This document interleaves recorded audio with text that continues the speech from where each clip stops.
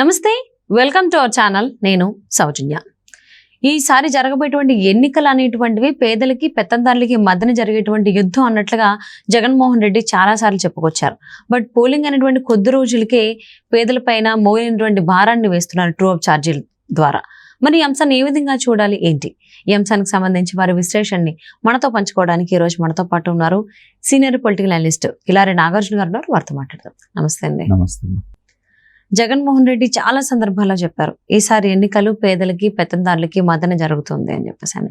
So ఆయన పేదలుగా అని చెప్పి చెప్పుకుంటున్నారని కూడా చాలా మంది కామెంట్ చేశారు. అలా మాట్లాడిన తర్వాత పోలింగ్ అయిన కొద్ది రోజులకే విద్యుత్ శాఖకు సంబంధించి విద్యుత్కు సంబంధించి ఏవైతే ఈ ట్రూ అప్ ఛార్జీలు ఉంటాయో ఆ భారాన్ని పేదల మీద వేయడం కోసం ప్లాన్ చేసుకున్నారు. అది కూడా సుమారు 10,000 కోట్ల రూపాయల దాకా అని చెప్పి వార్తలు కథనాలు వస్తున్నాయి.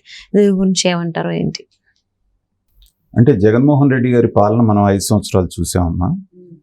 దాంట్లో ఎలా ఉంటుంది అంటే వాళ్ళ పాలన అంతా కూడా మేము సంక్షేమం కోసమే మా ప్రభుత్వం కట్టుబడి ఉందని చెప్పేసి అని అప్పులు తీసుకొచ్చి మరీ పంచుతుంటారు. ఒక పక్కన జగన్మోహన్ రెడ్డి గారు పదే పదే ఏం చెప్తారు, బటన్ నొక్కటం వరకు మాత్రమే నా బాధ్యత, మిగతా కార్యక్రమాలన్నీ కింద ఉన్న ఎమ్మెల్యేలు వాళ్ళందరూ చూసి మళ్ళీ పార్టీని గెలిపించాలనేటువంటిది అతని నినాదం. మరి ఈ బటన్ నొక్కుడు కార్యక్రమంలో లక్షలాది రూపాయలు, ఏదైతే లక్షలాది కోట్లు ఆయన లెక్క ప్రకారంగా 2,70,000 కోట్ల రూపాయలు నేను బటన్ నొక్కి జనానికి పంచానని చెప్తున్నారు. అయితే ఆ పేరు మీద వీళ్ళు ప్రభుత్వంలోకి వచ్చేటప్పటికి దగ్గర దగ్గర 3 లక్షల కోట్లు ఉన్నటువంటి దాన్ని 11 లక్షల కోట్ల దాకా తీసుకెళ్లారు. అది వేరే విషయం. అలా చేస్తూ కూడా ఇన్ని అప్పులు తీసుకొస్తూ ఇన్ని చేస్తూ కూడా ఏంటంటే దొరికిన దాని మీదల్లా ఎలా అయితే బాధారో మనం చూసాం. దాన్ని పురస్కరించుకొని తెలుగుదేశం వాళ్ళు కూడా బాదుడే బాదుడు అనే కార్యక్రమం మనకి చేయటం జరిగింది. ఇప్పుడు ఉన్నటువంటి లెక్కల ప్రకారంగా తీస్తే అత్యధికంగా ఆయనకి ఆదాయం జనరేట్ చేసినటువంటిది మద్యం.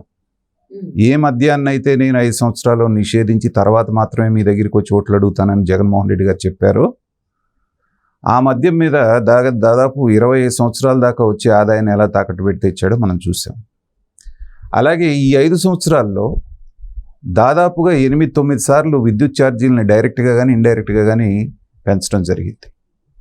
ఈ ట్రూ అప్ ఛార్జెస్ అనేటువంటి ఒక బ్రహ్మ పదార్థాన్ని తీసుకొచ్చి సంవత్సరానికి ఒకసారి ఆ ఏవైతే లాసెస్ వచ్చినాయో వాటన్నిటిని అడ్జస్ట్ చేస్తాము, లేకపోతే బకాయిలే ఉన్నాయి అనేది ఒక ఫార్ములా ఉంది వాళ్ళకి.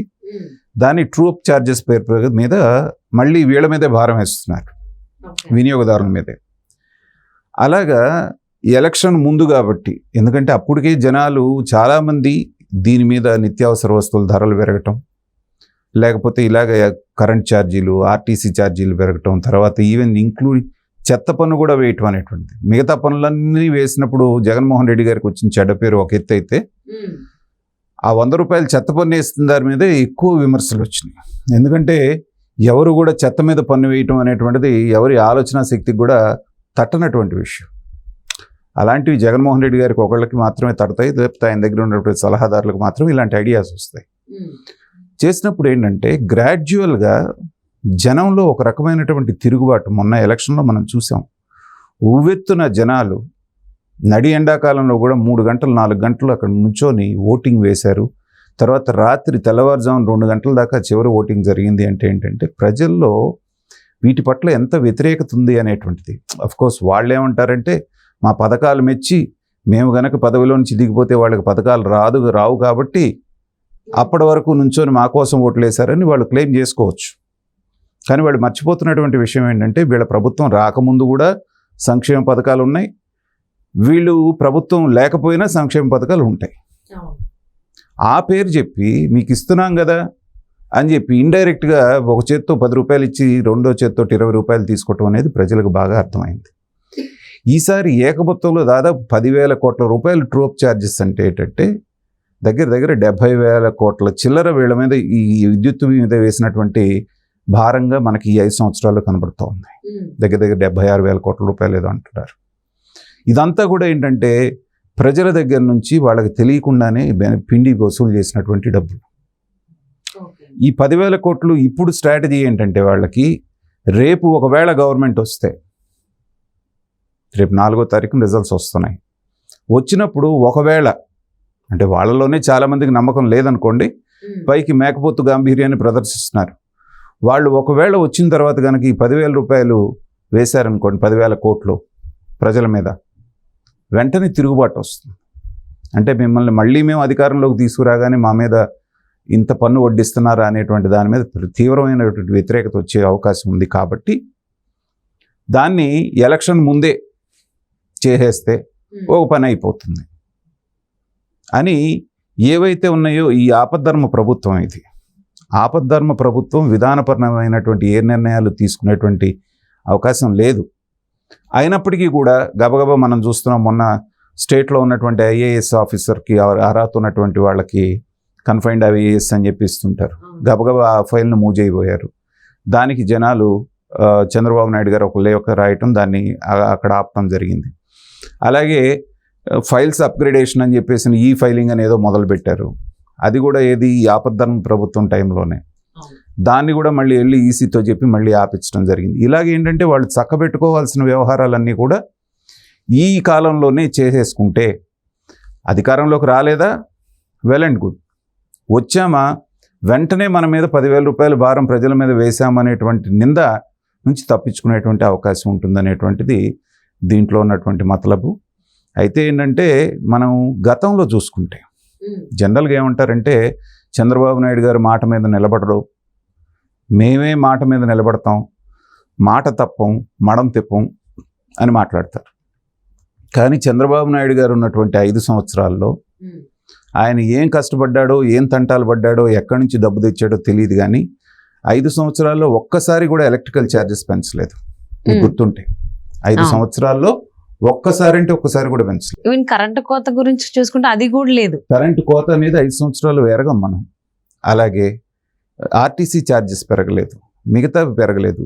పెట్రోల్ డీజిల్ ధరలు సెంట్రల్ గవర్నమెంట్ పెంచితే కూడా లీటర్కి 2 రూపాయలు స్టేట్కి వచ్చేటువంటి ట్యాక్సెస్లో నుంచి తగ్గించారు.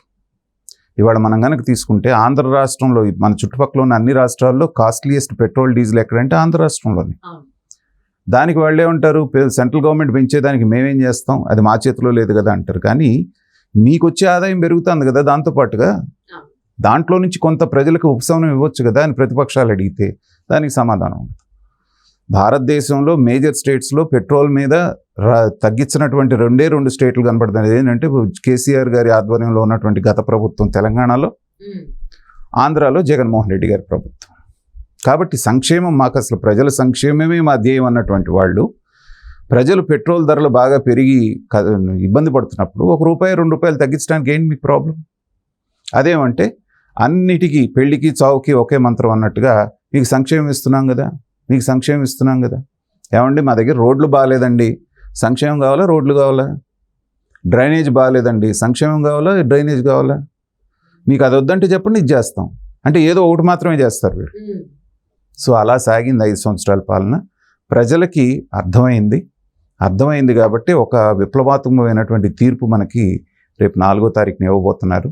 ఈ లోపల హడావుడిగా ఏదో నిర్ణయం తీసుకొని దాన్ని జీవో రూపంలో తీసుకొచ్చేస్తే అయిపోతుందంటారు.